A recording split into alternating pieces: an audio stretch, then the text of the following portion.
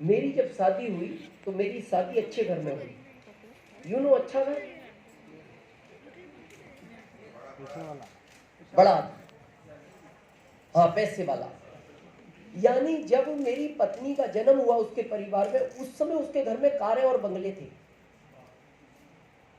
जब उसका जन्म हुआ था उस घर में, और हमारे यहाँ साइकिल नहीं था।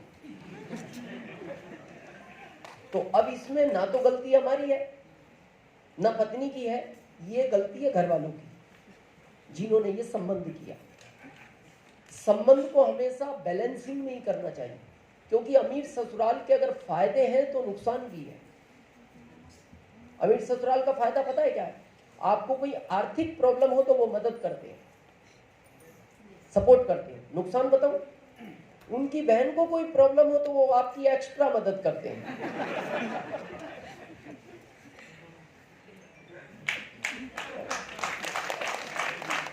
इसीलिए कभी अमीर ससुराल गलती से मिल जाए तो फिर डिस्टेंस होना चाहिए, दूर होना चाहिए, ताकि वो बहन कोई शिकायत करे तो आपको भागने का मौका मिलना चाहिए। और इसीलिए मैंने भविष्य देखते हुए राज्य बदल लिया। मैं अपनी ससुराल से 1500 किलोमीटर दूर रहता हूँ। कितना? 1500 किलोमीटर। तो मेरे को प्रॉब्लम नहीं थी, क्योंकि मैं तो इधर जा रहा था, इधर से। प्रॉब्लम उसको थी, वो कार में से इधर आई तो उसको दुख तो होता था। तो उसका एक फिक्स कोटेशन था जो महीने में मेरे को लगभग 25 बार सुनने को मिलता था। आप अपने आप को सौभाग्यशाली समझो, मैं आपके साथ रहती हूं। ये बात कभी पत्नी के मुंह से सुनना, बहुत खुशी होती है। आएगा ना गुस्सा? भाई अगर किसी को आप मन गालियां दो, आपका क्या करेगा? भाई आप किसी मंत्री को भी मन कितनी भी गालियां दे लो, आपका कुछ कर सकता है? आप उसके सामने दो तो फिर आपका कुछ नहीं बचेगा। तो पत्नियां तो बहुत बोलती हैं भारत में, 80% का रेशो है। तो वो मन बोलती है, कोई प्रॉब्लम नहीं, पर वो हमारी तो सामने बोलती थी तो दर्द करती थी ये बात। तो मैं यही बोलता था, ऐसा तुम क्यों बोलती हो? क्यों बोलती हो? ये जीवन है तुम्हारा। 700 रुपए तुम्हारा मकान का किराया, लाइट का बिल है, बच्चे की फीस है, किराना है, दूध वाले का है, इसका ऑटो रिक्शा है। तुम्हारे पास 25 तारीख को तो सैलरी खत्म हो जाता है। तो मैं एक ही बात बोलता था, कुछ अच्छा करेंगे। क्या अच्छा करेंगे? ये तो मैं कई साल से सुन रही हूँ, अच्छा करेंगे। होगा कब अच्छा? तो पत्नी भी अपनी जगह सही थी और हम भी अपनी जगह सही थे, एजुकेशन के हिसाब से ठीक दे रहे थे वो लोग। तो हमें भी गुंजाइश तो नहीं दिख रही कि प्रोग्रेस कुछ होगा। लेकिन आज कोटेशन बदल गया, जबकि पत्नी वही है। पत्नी तो वही है, पत्नी नहीं बदली, और वो लाइन बदल गई। क्या थी वो लाइन? 20 साल पहले, अपने आप को सौभाग्यशाली समझो, मैं आपके साथ रहती हूँ। आज पता है वो क्या बोलती है? कभी आप मिलोगे तो वो बोलती है, आज भी खुला बोलती है, मैं मर भी गई तो भूत बन के साथ रहूंगी।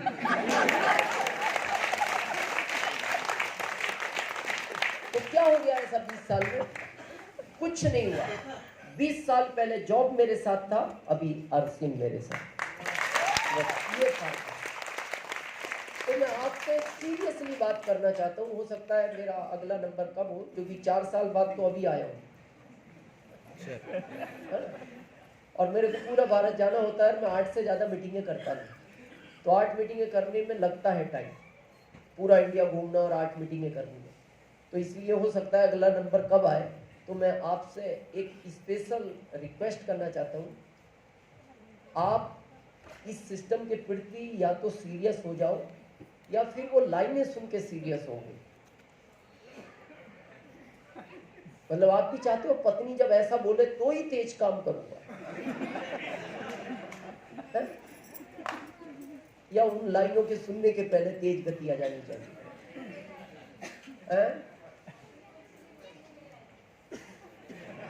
हम अच्छा, बहुत सारे लोग, वो तो हम आगे बताएंगे, जो नहीं लाए उनका होगा क्या। तो ये लाइनें सुनने को तो मिलेगी, पत्नी नहीं सुनाएगी, बच्चे सुनाएंगे। या तो उन लाइनों को सुनने को तैयार रहो, या फिर इसके प्रति सीरियस हो जाओ। अभी मैं होटल में बात कर रहा था, ये सारे सीनियर थे, अशोक जी, सतपति जी और हमारे सीनियर थे। हर चीज का एक पीक टाइम होता है काम करने का, एक सीजन होता है। जैसे सोने चांदी वाले का एक सीजन होता है शादियों का टाइम, क्योंकि उसको पता है एक गरीब पिता भी अपनी लड़की को एक सोने का मंगलसूत्र देता है, तो वो उस समय एक एक सेकंड सीरियस रहता है अपनी दुकान के प्रति। वो दुकान बंद नहीं करता उस टाइम में। घर वाले बोलते हैं शादी में चलना, बोले आप चले जाओ, मैं नहीं जाऊंगा, क्योंकि मेरा ये पीक टाइम है, मैं पूरे साल का 3 महीने में कमा लूंगा। तो डायरेक्ट सेलिंग मेथड का 22, 23, 24, 25 ये 4 साल पीक टाइम है। जिसने कवर कर लिया वो ये समझ लो आने वाली 7 पीढ़ियों में उसके परिवार में कोई गरीब बच्चा जन्म नहीं लेगा, जिसने ये 4 साल की है। अभी क्या है आरसीएम, पहले क्या था ये सीनियर जानते हैं। जब हमने आरसीएम शुरू किया था ओनली पैंट पीस बनाता था आरसीएम, क्या पैंट पीस, तो लोगों को हम पैंट ही देते थे। तो लोग हमसे पूछते थे सर शर्ट है, मैंने कहा शर्ट है नहीं, खाली पैंट पहनो, क्योंकि शर्ट तो बनाता ही नहीं आरसीएम। तो बोले सर फिर शर्ट चाहिए, मैंने कहा पैंट का शर्ट सिला लो, ज्यादा शर्ट का शौक है तो, नहीं तो केवल पैंट पहनो। उस पैंट से हमने रॉयल्टी लिया है एक प्रोडक्ट से। और आज मैं इसकी ताकत बताऊं आपको, मेरा ओपन चैलेंज है इंडिया को, आप जितने भी सीनियर बैठे हैं, आज मेरे को कोई एग्जैक्ट आंकड़ा बताए आरसीएम में अभी इतने प्रोडक्ट है, किसी के पास आंकड़ा नहीं है। और अगर सुबह आंकड़ा होगा तो दिन में बदल जाएगा। दिन में प्रियंका मैम नए 2 प्रोडक्ट लॉन्च कर देती है, और दिन में काउंट कर लिया तो शाम को बदल जाएगा, शाम को सौरभ जी 3 नए प्रोडक्ट लॉन्च कर देते हैं। मतलब आरसीएम कहां पहुंच गया, जो आज आपको प्रोडक्ट का काउंटिंग याद नहीं है। जब एक प्रोडक्ट में रॉयल्टी आ सकती है तो आप सोचो आज क्या हो सकता है। बस फर्क ये है आप सीरियस नहीं है, स्पीड बढ़ाने की जरूरत है।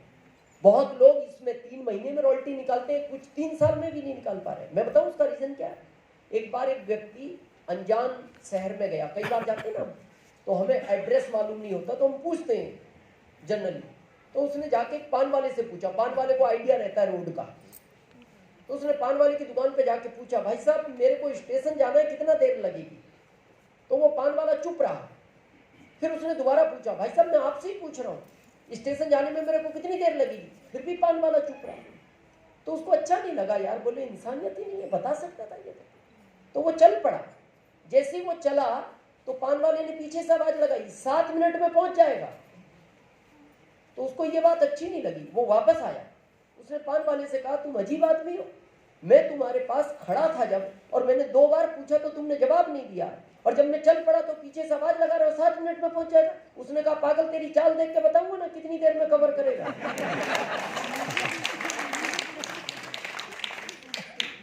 तो ये आपके ऊपर ही डिपेंड है कितने दिन में क्या लेना चाहते हैं। आज की तारीख में आरसीएम जादुई चिराग है, बोल मेरे आका क्या हुक्म है,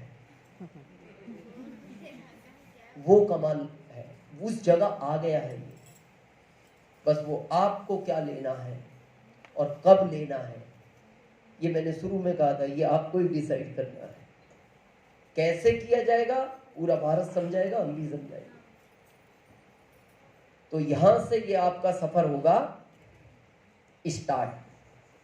सबसे पहले क्या करना है, सबसे पहले जब आप इसके अंदर पार्टनरशिप लेते हैं, आप इसके एसोसिएट बायर बनते हैं तो सबसे पहले आप इसका 100% प्रोडक्ट यूज करें।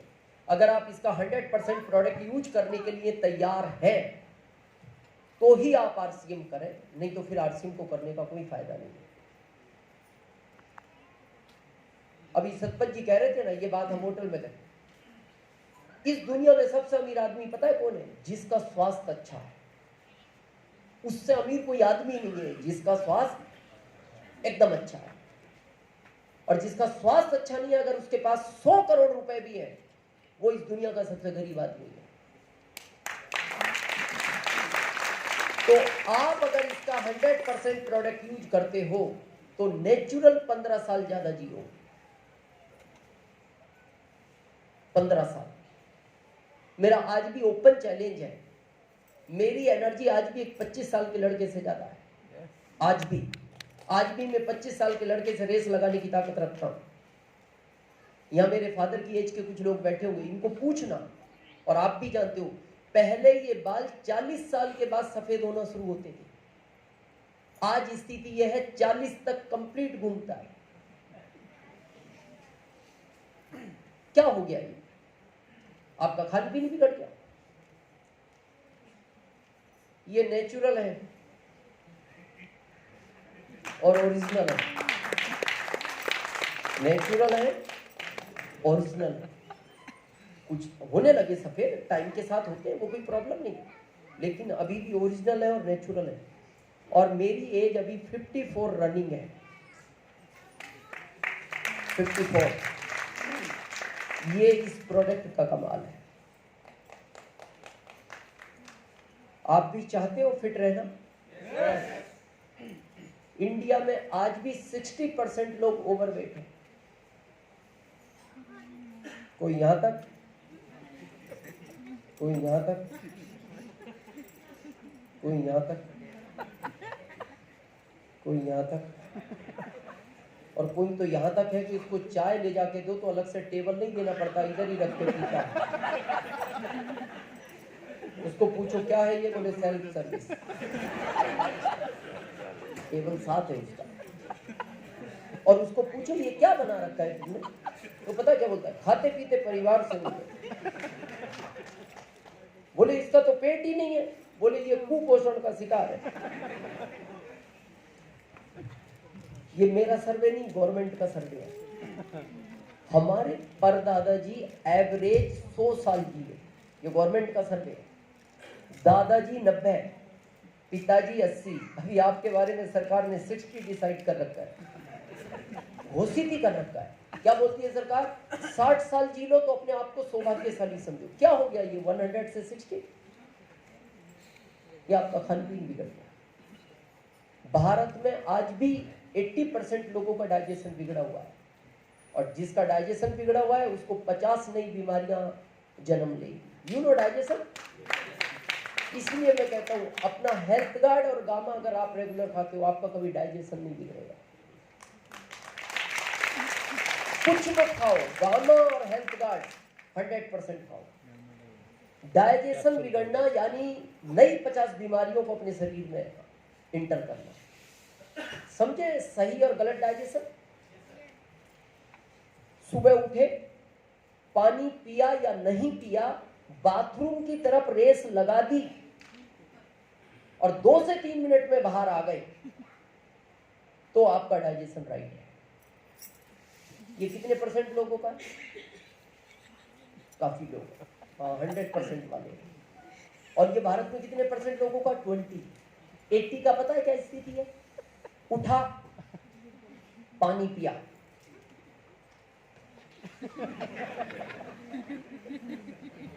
फिर बाथरूम की तरफ देखना,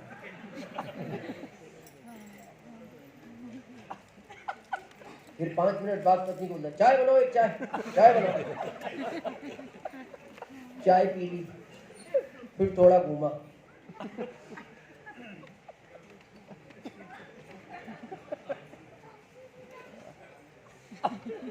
फिर 5 मिनट बाद फिर बोलता एक कड़क बनाओ, कड़क चाय, थोड़ी कड़क बनाओ इस बार, आज पता नहीं क्या, कड़क बनाओ। फिर वो कड़क भी पी ली।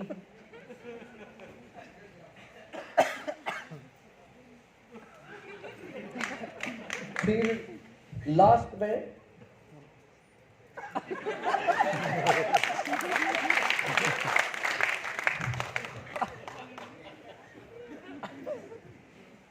तो वो बाथरूम भी उसको यही बोलता है, मैं भी यही सोच रहा हूं तू आएगा कब। और चला जाता है तो फिर निकलता नहीं। अब वो बच्चे बाहर से दरवाजा बजा, अरे पापा स्कूल का टाइम हो रहा है, निकलो निकलो निकलो। तो ये कहता है मैं जिस चीज के लिए आया वो तो निकले तो मैं बाहर निकलूं।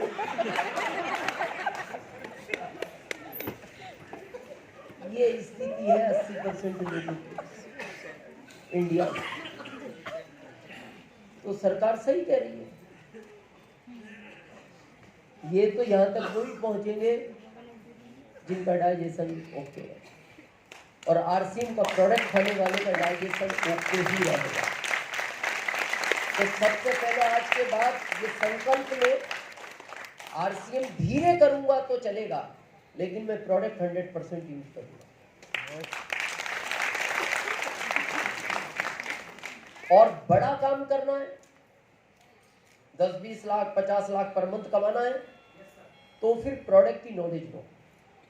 लोगों से तभी बात करो जब आप उस प्रोडक्ट के बारे में 100% जानते हैं।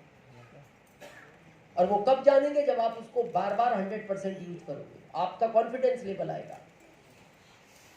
हम क्या करते हैं, एक तो मीटिंग सुनी, प्रोडक्ट की जानकारी नहीं, निकल गए मार्केट में, गजब का बिजनेस है, तू भी कर ले, मैंने भी कर लिया, तू भी रॉयल्टी, मैं भी रॉयल्टी, तू भी करोड़पति, मैं भी करोड़पति, जा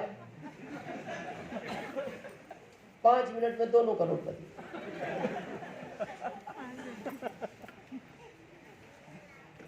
सबसे पहले 4 प्रोडक्ट के मास्टर बनो, 5 के बनो, 2 के बनो, 1 के बनो, जिस पे भी काम करना, क्योंकि पहली एंट्री आपकी राइट होनी चाहिए। कहते हैं ना, first impression and last impression. चाहे हेल्थ गार्ड के बनो, गामा के बनो। जैसे एक एग्जांपल पे हम बात करते हैं, हमारे आरसीएम में चिल्ली पाउडर आता है, मिर्ची कितने का है? 200 ग्राम। अशोक जी 78, राइट, 78 का है। मार्केट में 200 ग्राम 60 का भी मिलता है, मार्केट में 200 ग्राम 50 का भी मिलता है। तो प्रश्न ये आता है, वो आपका क्यों ले? आपका क्यों ले? तो सबसे पहले आपको यह पता होना चाहिए कि चिल्ली पाउडर किस काम आता है। किस काम आता है मिर्ची? ये डिपार्टमेंट इन लोगों का है। मैडम किस काम आता है? तीखा के लिए, खाना बनाने के लिए, टेस्ट के लिए। Okay, thank you. इसी काम आता है मिर्ची? मैं बताऊं मिर्ची किस काम आता है? तीखा बनाने। मिर्ची आता है लगने के काम में। मिर्ची का अर्थ ही लगना। लोग बोलते भी थोड़ा सा और मिर्ची लाओ ना, क्या हुआ? लग ही नहीं रहा।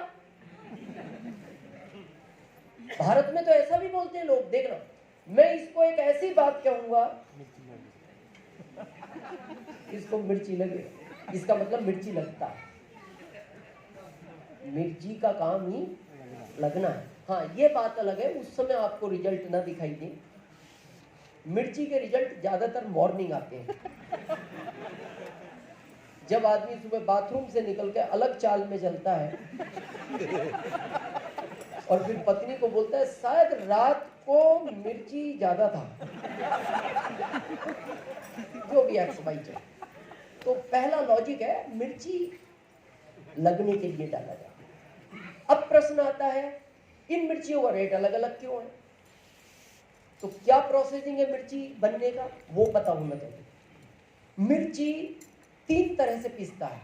पहला, डंठल सहित, पेड़ से तोड़ा, डाल दिया। और आपको आश्चर्यजनक घटना बताऊं, ये नई इंफॉर्मेशन है आपके लिए, कुलदीप जी शायद जानते होंगे। एमपी में सेव प्रसिद्ध है, नमकीन, और रतलाम का विशेष एक्सपोर्ट होता है। आप दुकानदार को पूछना, नमकीन बिना डंठल की मिर्ची के बनता ही नहीं, बन ही नहीं सकता। जितना भी आप नमकीन खाते हो उसमें डंठल वाली मिर्ची ही पिसती है, तभी वो नमकीन बनता है। तो वो सबसे ज्यादा मात्रा में है तो वो 50 का मिलेगा। अच्छी कंपनियां डंठल हटा के पीसती हैं, वो 60 में मिलेगा। आरसीएम का इतने का क्यों है? आरसीएम हर मिर्ची का बीज निकाल के पीसता है, केवल परत कवर उसका। अब वो जो लाइट वेट चीज थी वही तो पीसी, वेट वाली चीज तो उसने अलग निकाल के सेल कर दी। अब वो लाइट वेट चीज 78 में 200 ग्राम, मैं कह रहा हूं ये 178 भी हो तो सस्ती है। तो जब ये बात आप कस्टमर को बताओगे, आपके मिलने वाले को बताओगे, तो वो पहला प्रश्न पूछेगा, आपका कंपनी बीज क्यों निकालता है? वो तो ग्राहक है आपका। तो अगर आपको नॉलेज है तो आप उत्तर दोगे, और ये 10% ही लोग दे पाते हैं। ज्यादातर लोग पता क्या बोलते हैं, अब निकालता है तो निकालता है, इसमें क्या कर सकते हैं, कंपनी निकालता है, कोई हमने निकाला है। क्यों निकालता, पूछो उसको, कंपनी को क्यों निकाला, क्यों लेगा मिर्ची आपका, क्यों लेगा? आपको पता होना चाहिए वो बीज क्यों निकालता है। आदमी के अंदर जो स्टोन बनता है, पथरी बनता है, वो सबसे ज्यादा मिर्ची का बीज बनाता है, सबसे ज्यादा। और हमारी कंपनी का उद्देश्य है स्वास्थ्य रक्षा। कोई कंपनी बीज नहीं निकालती आरसीएम के अलावा, क्योंकि हमारी कंपनी का पहला उद्देश्य ही स्वास्थ्य रक्षा है। निकालेंगे बीज, टाइम लगेगा, लेकिन हम स्वास्थ्य पे काम करते हैं। क्यों नहीं लेगा वो, पर पता हो तो ना। अब जैसे हेल्थ कार्ड है, कितने का है? 15 लीटर। अशोक जी कितने का है 15 लीटर? 15 लीटर हेल्थ कार्ड का डब्बा कितना डीपी है? यहाँ उड़ीसा में अच्छा, यहाँ एक बिकता है, हाँ एक मान लो। 1 लीटर कितने का है?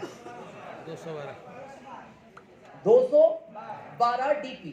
ओके, 212 का 1 लीटर।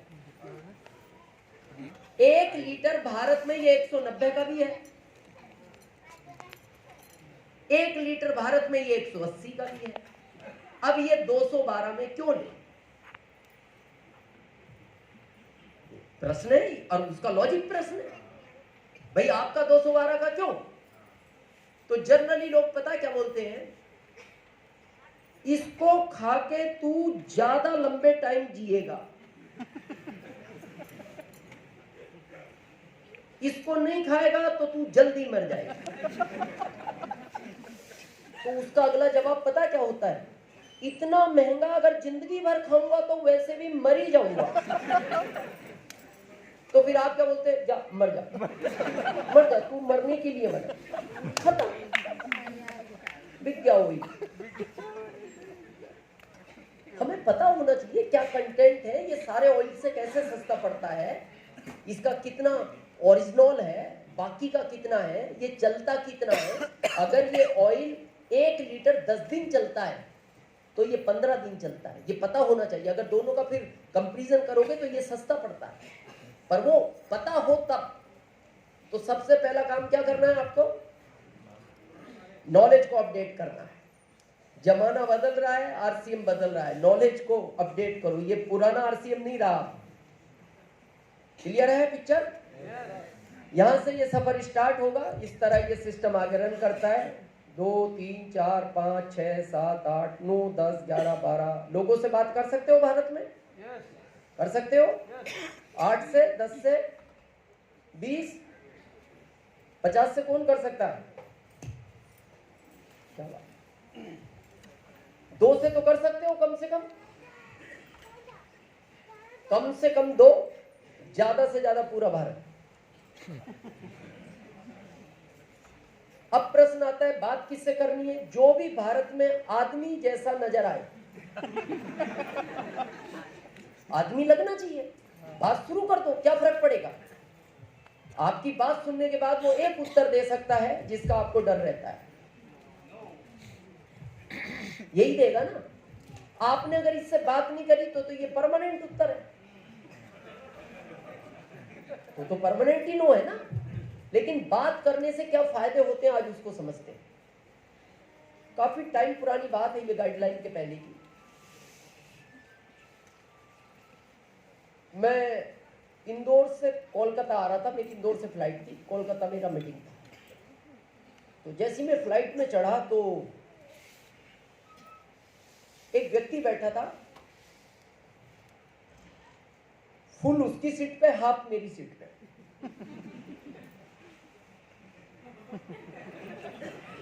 कितने पे बैठा था? 1.5 सीट। तो जनरली फ्लाइट वाले लोग हेल्पी रहते हैं, क्योंकि काम कम रहता है, मेहनत कम है, पैसे ज्यादा आते हैं। और देखना फ्लाइट में लोग ज़्यादा बात नहीं करते एक दूसरे से, क्योंकि सब वो अपने आप में ही मग्न रहते हैं, और सब 2, 4, 5, 7, 10, 15, 20, 25 लाख पर मंथ कमाने वाले लोग फ्लाइटों में चलते हैं। ये लाख के नीचे का आदमी फ्लाइट में चलता ही है, तो वो ज़्यादा बात नहीं करते। और इनकम इतनी होती है उनको, ये शुरू में समझ में नहीं आता। यहाँ तो 500 आएंगे ना पहले दिन, 500 तो उसका 1 घंटे का खर्च है, और आप कहते हो पूरे महीने मेहनत कर 500 आएंगे। तो जब मैंने उसको देखा तो मेरे को ये लगा आरसीएम तो नहीं ज्वाइन करेगा, पर स्लिम एंड फिट तो काम आ सकता है, प्रोडक्ट तो काम करेगा। तो जैसे मैं उसके पास पहुंचा तो मेरे को तो बात करना था, मेरे को तो उसमें दिख रहा था ना आरसीएम। तो मैंने उसको कहा सर गुड मॉर्निंग, बोला वेरी गुड मॉर्निंग। तो उसने कहा ये आपका सीट है? हाँ ये। तो उसने बहुत कोशिश की खिसकने की, पर वो बीच का हैंडल नहीं गिरा पाया। बहुत कोशिश की, करा। मैंने कहा सर आप परेशान नहीं हो, मेरे को 4 इंची जगह चाहिए, आप बैठ। वो खुश हो गया। अब हम भी खुश थे, हमने सीट दी, कोई कारण तो था, ऐसी कोई सीट दे दिया।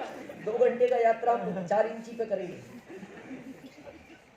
अब जब वो फ्लाइट टेकअप हो गई तो वो चुप, तो हमें तो बात शुरू करनी थी।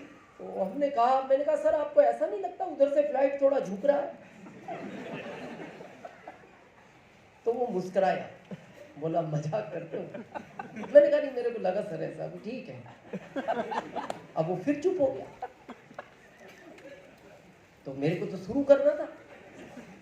तो मैंने उनको कहा कुछ टाइम पहले मैं भी ऐसा ही था,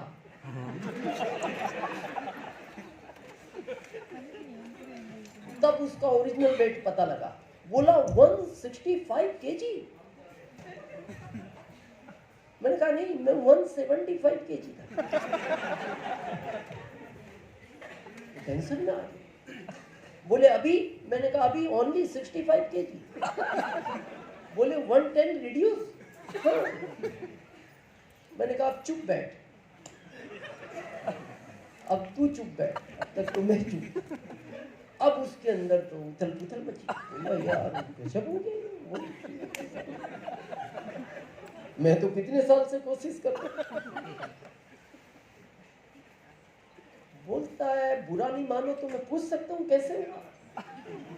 मैंने कहा उसी का ट्रेनिंग देने जा रहा हूँ मैं कोलकाता। फिर उसने बातचीत चालू की, मैंने उसको न्यूट्रिशन की बुक दी, पढ़ी उसने, उसके कंटेंट पढ़े, उसके रेट पढ़े। और वो ये प्रोडक्ट जो हमारे हैं आउट ऑफ इंडिया के मंगाता था 1 लाख पर मंथ के, क्योंकि उसके फैमिली में सब हेल्थी। उसका 5 साल का बच्चा 37 किलो का, पत्नी 89 केजी, वो तो सभी हेल्थी थे। तो उसने जब वो सारी चीज पढ़ी तो बोलता है मेरे को किसी भी कीमत में ये प्रोडक्ट अवेलेबल चाहिए। और आज वो हर महीने 35,000 का न्यूट्रिशन खरीदता है, हर महीने, कई सालों तक। ये बात करने का फायदा है। अगर मैं चुप बैठा रहता वो भी कोलकाता उतर जाता, मैं भी उतर जाता। बात शुरू हो गई तो ये मिला ना। और हमें क्या है, जनरली इससे डर लगता है। हमें चाहिए यस। मिलता क्या है आपको फील्ड में? क्या मिलता है? नो। चाहिए क्या? यस। अच्छा जब नो मिलता है तो आपका मोरल डाउन होता है, कॉन्फिडेंस डाउन होता है। आज से बढ़ेगा आपका इस शब्द को सुनकर। आज समझते हैं इस नो का कमाल क्या है, समझे? ऊपर वाले ने आदमी की जिंदगी में हर चीज का एक कोटा फिक्स कर रखा है, हर चीज का एक कोटा है। जिस दिन वो कोटा पूरा हो जाएगा वो चीज मिलनी बंद हो जाएगी। जैसा आप देखते हो किसी को शुगर 50 साल में होता है और किसी को 70 साल में होता है। तो 50 वाले ने डॉक्टर को पूछा, डॉक्टर साहब इनको 70 साल में हुआ, मेरे को 50 में क्यों हो गया? तो डॉक्टर ने कहा जितना मीठा तुम्हें 70 साल तक खाना था तुम खा चुके हो,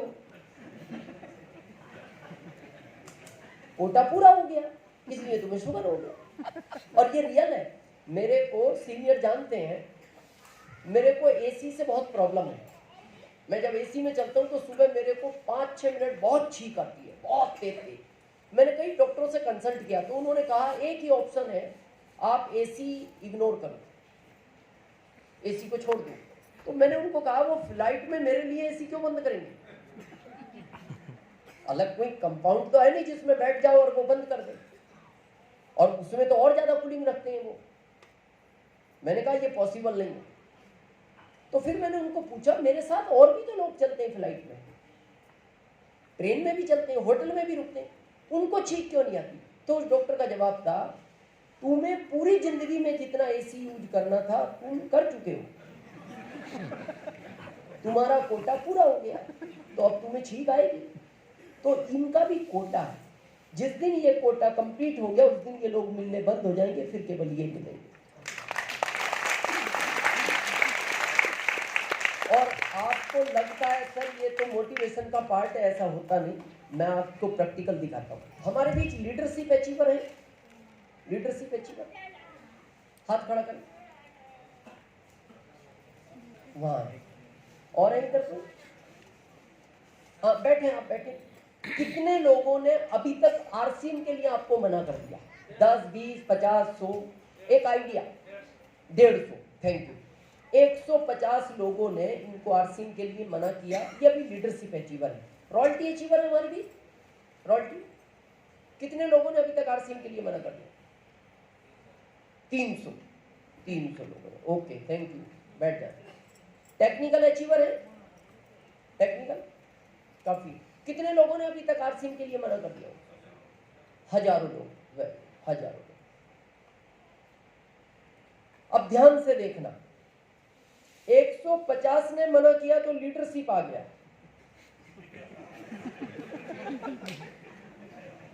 मना करने से आया ना। 300 ने मना किया तो रॉयल्टी आ गया, 1000 ने मना किया तो टेक्निकल आ गया। तो अब मैं आपसे पूछना चाहता हूं, ये घाटे का सौदा है, फायदे का? जितना ज्यादा मिल रहा है उतना फिर बदल रहा है। तो आज के बाद ढूंढो इनको, ढूंढो है कहां ये। और जैसी मिले तो फिर आप उदास नहीं होगा, खुश हो जाओगे, कोटा कंप्लीट हो गया।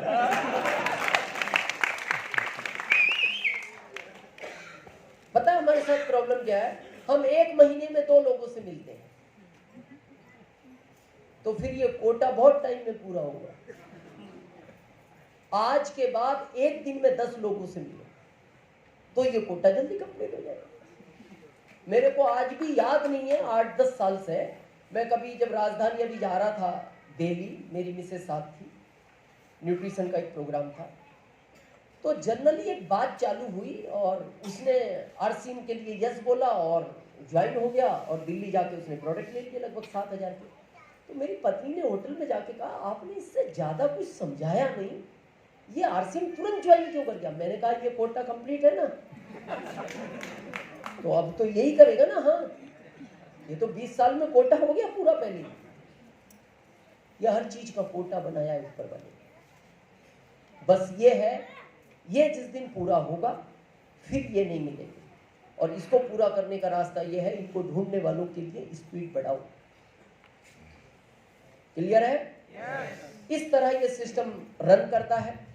इस सिस्टम में एक ही चीज मैं हमेशा बोलता हूं, धीरे करो, आराम से करो, इसको छोड़ने की गलती नहीं करना, छोड़ना नहीं इसको, ये जिंदगी बदल देगा। धीरे हो रहा है कोई फर्क नहीं पड़ता। जब आप लोगों ने जनरली ज्वाइन किया होगा, क्या मिलता था चांद साहब आपके टाइम पे? आरसीएम में क्या आता था? किट, है ना? किट, क्या बोलते थे उसको आप लोग? किट। इसका उल्टा करो, टिक। ये किट लेके खुद बोलता था, किट लेके 5 साल टिक जा। क्या बोलता था ये किट? किट लेके 5 साल टिक जा। और ये किट अपने आप में बोलता था कितने इसमें टिकेंगे। क्या बोलता था ये? कितने इसमें टिकेंगे, और फिर बोलता था ये टिकेंगे इसमें जो वो करोड़पति बनेंगे। ये बिजनेस केवल टिकने का है। आपको बहुत ज्यादा नहीं आता ना समझाना, टेंशन मत लो। बहुत लोग कहते हैं सर हम अच्छा नहीं समझा पाते, कोई फर्क नहीं पड़ता। सर हम तो गांव के, कोई फर्क नहीं पड़ता। हम सर पढ़े ही नहीं, कोई फर्क नहीं पड़ता। सर हमारी लीडरशिप अच्छी नहीं है, कोई फर्क नहीं पड़ता। अरे आप इंजन नहीं बन सकते ना, मत बनो, डब्बे बन के फंस जाओ। आपके ऊपर बहुत सारे इंजन है, आपकी अप्लाई है, आपके नीचे आपके बहुत सारी लाइफ लाइन है जो तेज गति से काम कर रही है। तो देखना इस कॉन्सेप्ट का नियम क्या है। नीचे वाले बार बार आपको बोलते हैं सर थोड़ा ऊपर जाओ ना, मैं आने दो सर नीचे। और ऊपर वाला क्या बोलता है? टारगेट बनता है इस महीने इधर आना है। तो अब ऊपर वाला खींच रहा है और नीचे वाला धक्का दे रहा है। तो जिस डब्बे को 10 इंजन खींचने वाले हों, 10 इंजन धक्का देने वाले हो, इस डब्बे की क्या मजाल, ये दिल्ली नहीं पहुंचे, पहुंचेगा। बस शर्त क्या है? पटरी पे पड़ा रहना चाहिए। वो जो ट्रैक है ना, अगर ये उस पे पड़ा है तो चिंता की बात ही नहीं है। आज भी हमारे ग्रुप में एक रामदास लड़का है, एमरॉल्ड, 4 ही लाइनें बोलता है अभी। मेरा नाम रामदास बैरागी, सेमलिया गांव का रहने वाला हूं। तीसरा, मेरे बिजनेस के गुरु दिनेश चौधरी जी ने ये बिजनेस मेरे को दिया। चौथा, 1.5 करोड़ ले चुका हूं, दैट्स ऑल। तो मैं उसको बोलता हूं रामदास तू अगली लाइन और बोला करना। तो पता है वो क्या बोलता है? सर 4 लाइनों से काम चल रहा है ना। मैंने कहा अभी तो चल रहा है, पर तेरे को star emerald, Ruby, star Ruby जाना है तो कुछ और लाइनें सीख। तो वो एक ही बात बोलता है, सर आप जैसे इंजन भारत में घूम रहे हैं ना, और मैं पटरी पे पड़ा हूं ना, एक भी कोना टच होगा मैं पहुंच जाऊंगा इधर, आप ज्यादा टेंशन मत लो।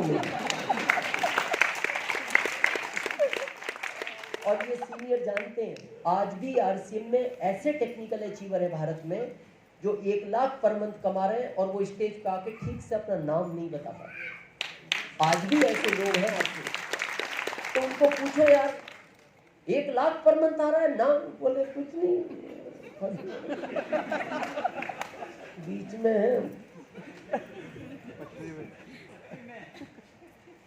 तो इतना तो कर ही सकते हैं ना, ज्यादा कुछ नहीं हो रहा, इतना कर लो काम हो जाएगा। भारत में हजारों लोग तर गए ऐसी। क्लियर है पिक्चर? इस तरह से ये सिस्टम काम करता है। 3 तरह से ये कंपनी पैसा बांटती है। कितनी तरह से? 3 तरह से। पहला 32% परफॉर्मेंस बोनस, 32। दूसरा 8% रॉयल्टी बोनस, तीसरा 5% टेक्निकल बोनस। जब इस सिस्टम की शुरुआत करोगे ये ऐसा चलेगा।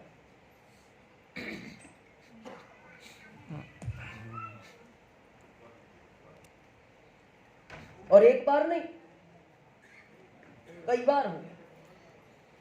उसी समय आपके मन के अंदर आशा निराशा आती है। जब ये बढ़ता है आप खुश हो जाते हो, जब ये डाउन होता है आप निराश हो जाते हो। उसी समय फिर आपको जॉब याद आता है। आपको क्या लगता है यार इससे अच्छा जॉब है, कम से कम 25,000 सैलरी फिक्स तो है। पर ये ध्यान से सुनना, ये फिक्स है, ये फिक्स है। आप भी बोलते हो कम से कम सैलरी फिक्स तो है। 6 महीने बाद आगे 0 नहीं लगेगा, अगले 1 साल बाद और 1 0 नहीं लगेगा, बल्कि इस कोरोना में कई 0 हट गए लोगों को। और कुछ कंपनियों ने तो 0 ही रख के अगला फिगर हटा दिया। ऐसी भी कंपनियां थी। एटलस कंपनी का नाम जानते हो? बहुत बड़ी कंपनी बंद होगी इस कोरोना में। एटलस, अच्छा। और ऐसी सैकड़ों कंपनियां बंद हुई।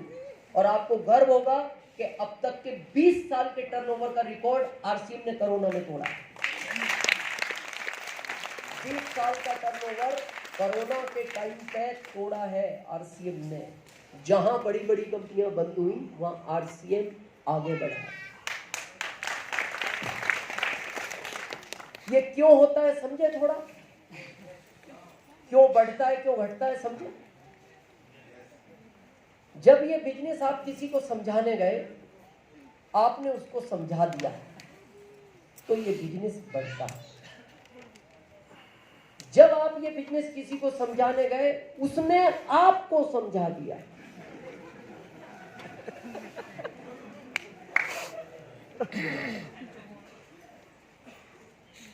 और मिलेंगे, आप जाओ।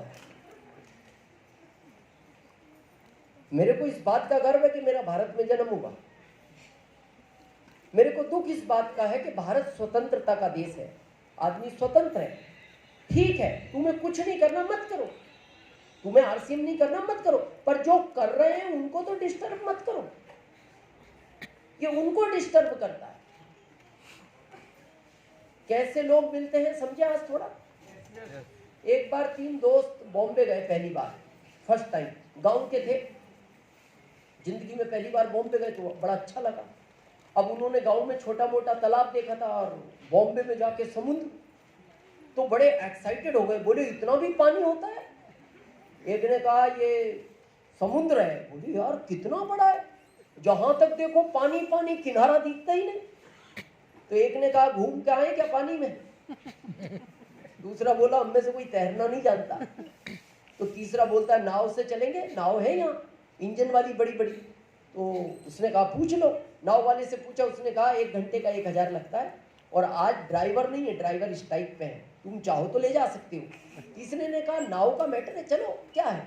अब वो नाव लेके चलने लगे, तो उनको बड़ा अच्छा लग रहा, घूमते घूमते टहलते जा रहे थे। 45 मिनट बाद दूसरा बोलता है जाएंगे कहाँ, किनारा तो दिख ही नहीं रहा। तो पहला मुड़ के देखता है, वो कहता है पिछला भी नहीं दिख रहा। तो तीसरे ने कहा फिर क्या मारोगे, वापस हो जाओ। अब जैसे उन्होंने रिटर्न की नाव को, तो समुद्र में बड़ी बड़ी लहरें आती रहती है। अचानक एक लहर टकराई और नाव पलट गई। अब नाव पलट गई, नाव डूबने लगी, अब वो भी डूबने लगे। तो हमारे भारत में कहावत है मरता क्या नहीं करता। अब वो जैसे तैसे हाथ पैर मारने लगे, मारते गए मारते गए मारते गए, तो समुद्र के बीचों बीच एक टापू था, उस पे चढ़ गए। तो जान तो बच गई, पर घबराए हुए थे, क्योंकि आवाज में कोई सुनने वाला नहीं, दूर दूर तक आदमी दिखाई न दे। तो ऐसे में आदमी किसको याद करता है, भगवान को। तो उन्होंने भगवान को याद किया और सच्चे दिल से किया, घबराए हुए थे। तो भगवान प्रकट हो गए और भगवान ने कहा बेटा वैसे कलयुग में मैं आता तो नहीं, पर मैं इसलिए आया हूं, तुम्हारी मेहनत से बहुत खुश हूं। कितने मेहनती लोग हो, तुम तैरना नहीं जानते फिर भी बच गए, कितने मेहनती हो। और आज मैं बहुत खुश हूं, और मेरा तुम्हें वरदान है, जो चाहो मांग लो, दुनिया की हर चीज दे सकता हूं, पर शर्त यह है एक बार में मांगना जो भी मांगना है, ऑप्शन दोबारा नहीं है और ना टाइम है, सोच के मांग लो। 5 मिनट बाद पहला लड़का बोलता है प्रभु आप आए हो और खुश हो और वरदान दे रहे हो, तो मेरे को अमेरिका का सबसे अमीर आदमी बना दो। तथास्तु, और तथास्तु कहती है गायब, जहां पहुंचना था पहुंच गया। अब कितने बचे, 2। दूसरे को पूछा बोल बेटा तू क्या मांगता है, बोले उसको अमेरिका का बनाया, मेरे को भारत का बना दो। तथास्तु, दूसरा गायब, जहां पहुंचना था पहुंच गया। अब कितने बचे, 1। उसको पूछा बोल बेटा तू क्या मांगता है, उसने कहा प्रभु अभी अभी जो 2 यहां से गए हैं इनको वापस यहीं ला दो।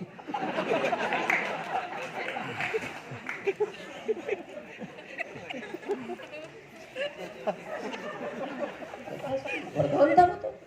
और जैसे तथास्तु कहा तो अमेरिकन इंडियन दोनों टप हो गए, ये फिर 3 हो गए। लेकिन भगवान नाराज हो गए। भगवान ने कहा बेटा अब मैं खुश नहीं। उस तीसरे को कहा यार बेटा तुम तीनों दोस्त हो और तीनों को मैंने सेम वरदान दिया था, ये अमेरिका का बना, ये भारत का बना, तो तू भी तो जापान ऑस्ट्रेलिया कहीं का बन सकता था। तो उसने भगवान को कहा भगवान सीधी सी बात है, मेरे को बनना नहीं, पर मैं दूसरों को बनने नहीं दूंगा। और ये प्रजाति भारत में सबसे अधिक मात्रा में पाई जाती है, सबसे अधिक मात्रा में। और यही आपके बिजनेस को ऊपर नीचे, जिस दिन इनसे लड़ना सीख गए उस दिन आपको आरसीएम में डायमंड बनने से कोई रोक नहीं सकता। और ये सबके साथ था, कोठारी साहब हो, वत्स साहब हो, प्रहलाद जी हो, राजा राम सारण जी हो, ये सब इसी दौर से निकले, या दिनेश चौधरी हो, तो निकल सकते हो। इसके बाद आएगा रॉयल्टी, जहां 25,000 8% कम से कम, ज्यादा ये कितनी भी हो सकती है, 30,000, 40,000, 50,000, 70,000। ये आपके स्ट्रक्चर पर डिपेंड करती है कि आप कितनी देर में स्टेशन कवर करते हैं। इसको बोलते हैं रॉयल्टी, और ये एक टेक्निकल लैंग्वेज है। और ये बार बार सुनते हो, हमें समझ में नहीं आता यार, ये रॉयल्टी, हर आदमी रॉयल्टी रॉयल्टी करता है, और सिंगर को मिलती है, साइंटिस्ट को मिलती है, राइटर को मिलती है, ये है क्या चक्कर? तो आज थोड़ा इस चक्कर को क्लियर समझे, समझे। एक होती है लाइफ में एक्टिव इनकम, एक होती है पैसिव इनकम। आपका जॉब चाहे 10 लाख पर मंथ का है, वो एक्टिव इनकम है। आपके पास 200 एकड़ जमीन है, वो आपकी एक्टिव इनकम है। आप एटलस जैसी 5 कंपनियों के मालिक हो तो भी आपके पास एक्टिव इनकम है। जब तक काम करोगे पैसा आएगा। अब पैसिव इनकम समझे। एक्टिव को और थोड़ा सा डिफाइन करते हैं।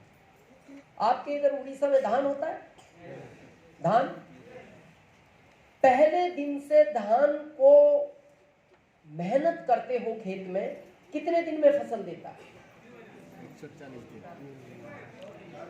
4 मंथ लगभग। पहले दिन जब खेत में स्टार्टिंग है, 4 महीने में वो फसल तैयार हो जाती है। तो जिस दिन आपने बीज बोया उस खेत में, उसके बाद खेत की तरफ गए नहीं ना, बाद में 4 महीने बाद गए, जिस दिन फसल तैयार थी। अगर बीच में नहीं जाते फसल तैयार होती नहीं। आपको हर समय फोकस रखना पड़ा, जॉब की तरह। 2 दिन जाओ, 10 दिन नहीं जाओ, सैलरी प्लस बोनस आएगा। नो। जब 4 महीने बाद वो खेत ने आपको एक मैसेज दिया, आ जाओ, तुमने जो 4 महीने मेरा साथ दिया उसका मैं रिटर्न दे रहा हूं। धान लो, खाने का रखो, बीज का रखो, बाकी बेच के अपना परिवार चलाओ, यही रूल है। लेकिन उस दिन वो खेत आपको क्या बोलता है? आज मेरा तुम्हारा हिसाब क्लियर है,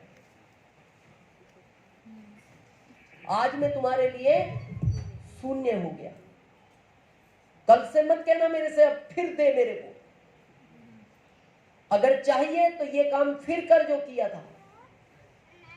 और यही तेरे पिताजी ने किया था, पूछना उनसे। ये तेरे दादाजी ने किया था, उनसे पूछना। और तेरे बच्चों को भी कह के जाना, यही करें तो दूंगा।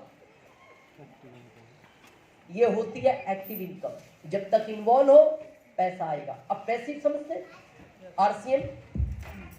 एक आम का बीज बो आज, आम का, तो ये क्या बोलता है? कल आओ फल ले जाओ, 3 महीने बाद आओ फल ले जाओ, 4 महीने बाद आओ फल ले जाओ। नो, जब तीसरे 4 महीने बाद दिया, ये क्या बोलता है? 5 साल तक मेरे से कुछ मांगना नहीं, कुछ नहीं मांगना, बल्कि मैं तुमसे मांगूंगा। मेरे को खाद पानी देना टाइम पे, लोहे की जाली लगाना मेरे चारों तरफ, कहीं मेरे वो बकरी ना खा जाए। और 5 साल बाद फिर मेरे को पानी मत देना, फिर मेरे को खाद भी मत देना, और तुम्हारी जाली ले जाके बेच लेना। और फिर बकरी छोड़ दो, ऊंट भेज देना, मेरा कुछ बिगाड़ नहीं सकता। और फिर तुम मेरे फल खाना। और तुम नहीं खाना, तुम्हारे बच्चों को कह के जाना 200 साल तक वो भी खाएं। ये होती है पैसिव इनकम, ये है आरसीए। पर कारण क्या है? 5 साल बाद। और भारत का आदमी क्या बोलता है? मैंने जो आज दिन भर काम किया उसका क्या मिलेगा?